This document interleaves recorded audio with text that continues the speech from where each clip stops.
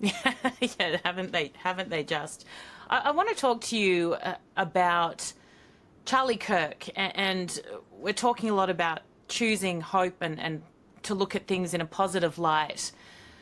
This resurgence of people wanting to talk about God and religion and conservative family values and all the things that he cared so deeply about. Have you seen that in your experience? You guys are so. I was looking at some of your stats and the groups that you attract essentially, and the people that consume your content, and a lot of them are very young. I sometimes get worried because when I look at the average age of my viewers, they're like 70, and I love all of my 70-year-old fans, but you seem to be able to tap into that youth. What kind of feedback are you getting, and are you confident in the future, particularly off the back of what seems to be a resurgence in the things that make the West good? Yeah, well, first of all, I do think that there has been a religious revival since the assassination of Charlie Kirk. And I'll say one more thing about Charlie Kirk. There is something that you're seeing all over social media now, and that is that everybody is claiming that Charlie was their best friend. And I think it really says a lot about Charlie and not about the best friends. I have this dream that every single one of my kids will say that when they grow up, that I thought that they were my favorite child. And Charlie had that ability to make every single one of us feel like we're his best friend. He always responded to the text messages and all of that. And I think that is just so amazing. And the other amazing thing can I stop you there? And I hate interrupting, but what you've just said is so profound, because a lot of the criticism of so many people coming out and saying he was my best friend is people are saying you're just trying to jump off the back of something that's happened and trying to make yourself feel important. You've just given a completely different perspective. Maybe Charlie actually made every single one of those people feel like they were his best friend. Yeah, That's well, I really get it. Powerful. And I have to give credit to Dennis Prager on that one, because Dennis has shared stories with me about friends that go to funerals and they walk around and they ask people and the children of the deceased person, tell me something about your parent, and so I've certainly learned that from Dennis, and I think it is profound.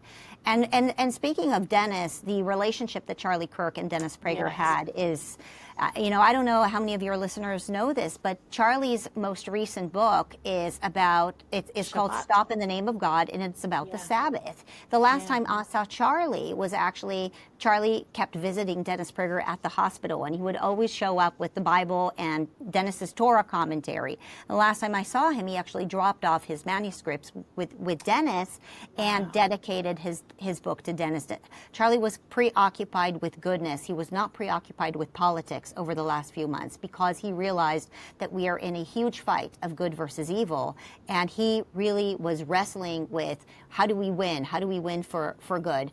And so one more note about Charlie and this religious revival that we are seeing in the United States of America and really around the world, and that is, I believe that this religious revival is twofold. One part of it is that people are realizing that they've had a God-sized hole in their heart, and they have been filling in that God-sized hole with all kinds of other isms, whether it's environmentalism or transgenderism or whatever other isms. But humans by nature need meaning in their lives. We need food and we need meaning. And when you take God out of people's lives, they will find something else to pursue and to worship. And that's what we've seen very much so in the West. And I think that has been this vacuum that Charlie had been so obsessed with trying to provide people with answers. And the other thought that I had after the murder of Charlie Kirk, and I chatted with his wife, Erika, after the memorial, and I said to her, isn't this interesting that now the three largest youth-oriented organizations in the United States of America are now run by women? Think about that for a minute. Erika Kirk runs Turning Point USA. Merissa, I run PragerU because Dennis sadly is in the hospital. And Jordan Peterson hasn't been feeling well, and he's been sidelined in the hospital, and Mikayla Peterson has been stepping in. And I actually texted with Mikayla a few days ago, and I said, have you noticed what I've noticed? And so when I say that God works in mysterious ways, we don't understand what he is doing. But there is something worth noting. There's something worth noting. It is so easy to notice the darkness. But Erin, let's look at the light for 1 second. There has been a direct attack on the children of the West. Our children have been under attack, whether it's the COVID lockdowns or it's been the education system that is collapsing, or the transgenderism and telling kids to not be comfortable in their own bodies. Whatever it is, our children have been under attack, and the moms have been sitting on the sidelines. They have been sitting on. It has been shocking to me that so many moms have not been fighting against the transgenderism movement.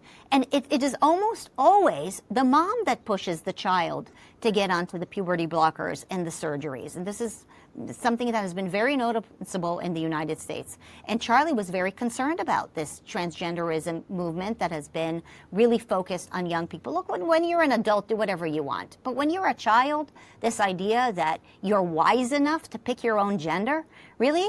Erin, do you think that you were wiser when you were 10 years old than you are today? What Merissa, adult I is did listening not. to this? I did not know myself at 22.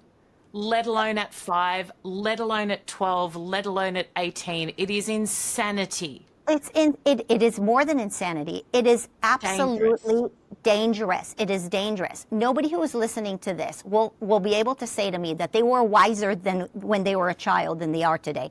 How are we letting children chemically castrate themselves? How are we letting them do this kind of irreversible damage? And not only letting them, but encouraging them, fostering it, Oh, yeah. making it easier. We made a culture out of it. We made a culture out of this transgenderism religion. And that's what Charlie was talking about that day in Utah. When he was there, that's what he went to speak about in college campus. And my first comment to Erika Kirk, the day after the memorial of Charlie Kirk, is that I hope now that the moms will wake up, because it's been almost always the mom who's been okay with this transgenderism. It is almost never the father. Let's be honest about it. Let's be honest about it. And so maybe all of this horrible stuff that has been happening in the West and the death of Charlie Kirk, maybe this will be that moment that women will wake up, and maybe this is God's hand in saying, the mama bears, we need you in our society, and you need to go back to who you are. You need to go back to your maternal instinct and start protecting children and help teach kids to discern good versus evil. The fight that we are fighting right now is a fight of good versus evil, whether it's terrorism versus Israel or children's humanity and nature and innocence versus evil and what is being done to them. All of this is a matter of discernment. It's the chaos. It's the chaos that we're living right now in the West in particular, because of what we've been taught and what we've been teaching in these universities. And so